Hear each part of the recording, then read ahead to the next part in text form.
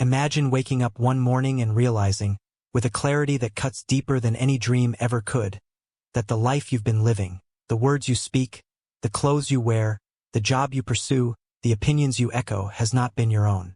That every decision, large or small, has been a performance carefully tailored to meet expectations that were never yours to begin with. That your life, in all its outward trappings, has become a costume stitched together from the silent judgments of society, family, friends, teachers, lovers, and strangers who never knew your soul. This is not a crisis. It is a revelation. It is the moment of awakening, when the illusion of borrowed identity begins to crumble. And in the rubble of that collapse, you glimpse something terrifying and exhilarating. The possibility of becoming yourself. Not the self the world applauds or expects, but the raw, untamed, unfiltered self. The one that exists before the masks, before the compromises, before the need to be liked.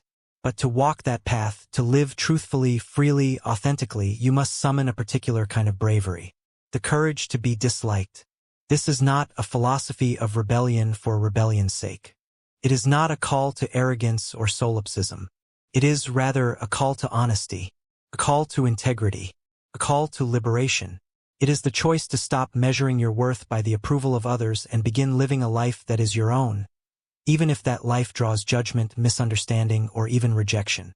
And while it may sound radical, this idea echoes through the corridors of philosophy, psychology, and literature. From the ancient Stoics to modern existentialists, from Eastern sages to Western iconoclasts. Each of them, in their own way, ask the same question. Will you live for the crowd, or will you live for yourself? We are born into a world already spinning, with roles waiting to be filled. From childhood, we are taught subtly, persistently, to seek approval. Be a good student. Be polite. Be attractive. Be successful. Fit in. Follow the rules. Please your parents. Impress your peers. Make them proud. Make them happy. Make them like you. The currency of approval is addictive, and the cost, though hidden at first, is devastating. Slowly, almost imperceptibly, we learn to betray ourselves. The irony is tragic. In our attempt to be loved, we abandon the one person we must never lose, ourselves. This psychological burden was a central concern of Alfred Adler, whose ideas underpin the transformative book The Courage to be Disliked. Adler proposed that much of human suffering stems from our obsession with being liked, with aligning ourselves to social expectations. We internalize others' judgments until they drown out our own desires. But Adler argued that true freedom begins the moment we stop trying to satisfy everyone else and begin to live in alignment with our own truth. To be disliked, in this sense, is not a failure. It is a consequence of living with integrity. Jean-Paul Sartre, the French existentialist, expressed this dilemma with brutal precision. Man is condemned to be free, condemned, not blessed, because freedom, true freedom, is a burden. It means that there is no one to blame, no script to follow, no destiny written in the stars. We are the authors of our own existence.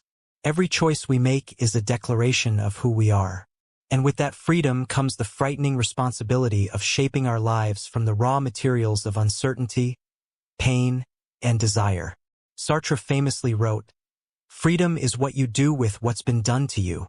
You may be shaped by your past, by your culture, by your upbringing, but you are not defined by them. You are defined by how you respond, how you choose, how you act."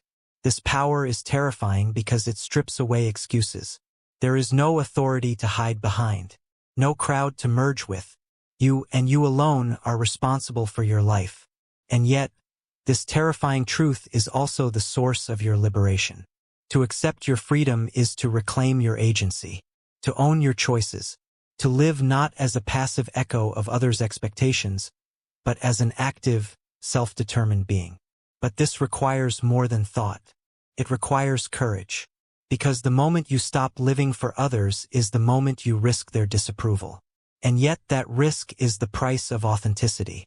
Søren Kierkegaard, the Danish philosopher and father of existentialism, warned against the dangers of the crowd. He believed that the majority, by its very nature, is untruth. In the crowd, people surrender their individuality. They become passive. They follow rather than think. They conform rather than choose. And in doing so, they lose the ability to live authentically. To be oneself, Kierkegaard wrote, is the greatest accomplishment. But this selfhood is fragile, constantly under assault from societal pressures. The crowd offers safety, comfort, consensus. But that safety is an illusion. What it costs you is your soul. For Kierkegaard, the crowd is not just a social phenomenon, it is a spiritual crisis. When you live according to external expectations, you avoid the anguish of choice. But you also forfeit the depth of genuine existence. The path of authenticity is not easy. It is lonely. It is uncertain. But it is real. And it is the only path that leads to meaning. Friedrich Nietzsche took this idea further. He saw conformity not just as a danger but as a disease, a sickness of the soul. Society, he argued, promotes a morality of mediocrity. It rewards obedience, not greatness. It teaches us to play small, to be humble, to seek safety over excellence. Nietzsche called for the rise of the Übermensch, the individual who transcends societal conditioning, creates their own values, and lives with fierce authenticity. This person does not seek validation. They do not bow to the tribe. They stand alone, not in arrogance, but in creative independence. The individual has always had to struggle, Nietzsche wrote, to keep from being overwhelmed by the tribe. This struggle is the crucible in which character is forged. It is not comfort that creates the self, but conflict. Not agreement, but resistance. To become who you are, you must first reject who you were told to be. In contrast to Nietzsche's passionate defiance, the Stoic philosophers offered a quieter but equally profound form of resistance. Epictetus, a Roman slave turned philosopher, taught that we must learn to be indifferent to the opinions of others. If you wish to improve, he said, be content to be thought foolish and stupid. This is not cynicism. It is clarity. Stoicism teaches that the only things within our control are our thoughts, our actions, and our character. Everything else, reputation, wealth, status, praise, is external and therefore irrelevant to our inner peace. The moment you care more about your virtue than your image, you are free. Marcus Aurelius, Roman emperor and Stoic sage, put it even more poignantly. We all love ourselves more than other people, but care more about their opinion than our own. This contradiction lies at the heart of so much anxiety. We allow the judgments of strangers to shape our self-worth, even as we ignore the voice of our own conscience. But what if you reversed the equation? What if your opinion of yourself mattered more than anyone else's? What if you judged your life not by how it is seen, but by how it is lived? That is the beginning of inner strength. Arthur Schopenhauer, the brooding pessimist of German philosophy, believed that solitude is essential for authenticity. A man can be himself only so long as he is alone, he wrote. In society, people wear masks. They perform. They lie, flatter, imitate.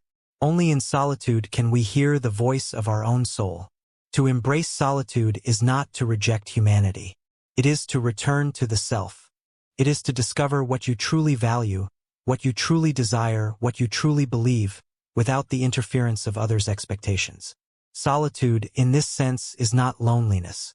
It is freedom. It is the space in which authenticity is born. Long before Western philosophy grappled with these dilemmas, Eastern traditions were already warning against the prison of approval. Laozi, the founder of Taoism, wrote, "Care about people's approval and you will be their prisoner." In Taoism, the goal is not to please others but to flow with the natural rhythm of life. To live simply, humbly, freely. The Taoist does not resist life, but neither does he conform. He follows his own nature, trusting that alignment with inner truth is more important than alignment with public opinion. Ralph Waldo Emerson, in his essay Self-Reliance, echoes this same sentiment in a Western voice. To be yourself in a world that is constantly trying to make you something else is the greatest accomplishment.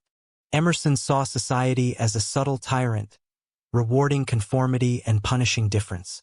But he believed that genius, true originality, comes only from trusting yourself. Speak your own truth, he urged, even if your voice shakes. Especially if your voice shakes. Michel de Montaigne, the Renaissance philosopher, believed that the greatest thing in the world is to know how to belong to oneself. That is the heart of this entire philosophy. To belong to oneself is to cease living for others. It is to build a life rooted in your own values, not in borrowed opinions. It is to stop asking, "What will they think?" and begin asking, "What do I believe?" History offers us the ultimate example in Socrates, the man who, rather than conform to Athenian norms, chose to die for his principles. He questioned everything. He lived by his conscience. And when sentenced to death for corrupting the youth and defying tradition, he refused to recant. His life was his message. To live truthfully is worth any cost. So now we return to the question that began this journey. Are you living for yourself or for the expectations of others? It is not an easy question, but it is the most important one you will ever ask. Because until you answer it, your life will not truly be yours. To be authentic is to risk being misunderstood. To be honest is to risk being rejected. To be different is to risk being alone. But what is the alternative? A life spent chasing applause? A soul eroded by approval? A self buried under layers of masks? The truth is simple. People will judge you no matter what you do, so you might as well be judged for being real. The courage to be disliked is not a rejection of love or community. It is a commitment to truth. It is the recognition that you cannot belong to others until you first belong to yourself. It is the first step not to comfort but to freedom. So I ask you, are you ready? Are you willing to live a life that is truly your own? Because once you make that choice, the world will not always like you. But you will begin to love yourself. And that, in the end, is the only approval that matters.